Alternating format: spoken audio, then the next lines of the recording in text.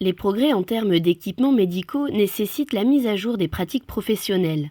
C'est pour répondre à ce besoin, dans le traitement des adénomes prostatiques notamment, que le CHU de Brest accueille régulièrement des sessions de formation destinées aux urologues.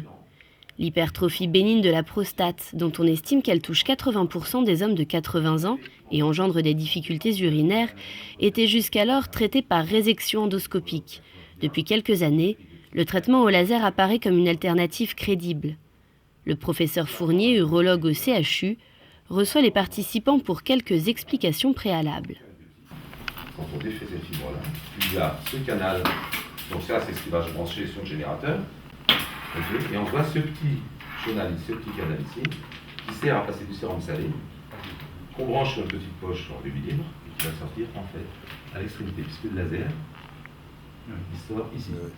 Notre centre universitaire à Brest, depuis 3 ans, s'est investi dans la formation des urologues français pour l'acquisition de cette technique de laser green light de la façon suivante, c'est-à-dire que nous avons choisi de faire des interventions en direct avec des petits groupes d'urologues afin de pouvoir échanger sur les aspects techniques directement au bloc opératoire.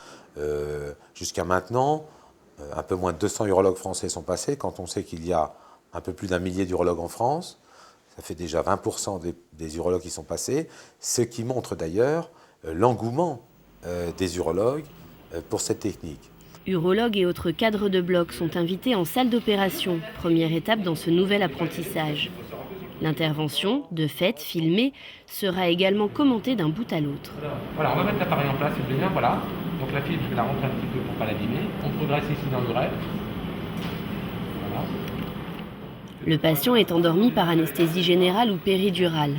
Après introduction de l'endoscope et de la fibre, l'urologue vaporise progressivement les tissus jusqu'à creuser une loge à l'intérieur de la prostate. Il s'y repère grâce à la vidéo et à l'échographie. Le laser dernière génération utilisé se caractérise également par un fort pouvoir hémostatique et par conséquent, un temps de convalescence réduit pour le patient. Autre point positif de la méthode, la bonne connaissance du terrain à pratiquer. Les voies sont les mêmes que pour une résection classique. Quant à la gestuelle, nouvelle, des outils peuvent être mis à disposition. L'avantage du laser green light, c'est qu'il existe un simulateur.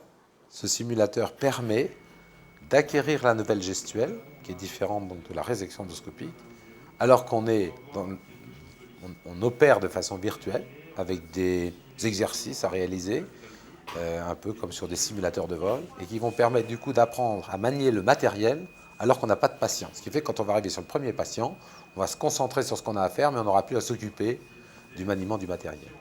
Ce matin, j'ai vu 2 résections laser avec le professeur Fournier.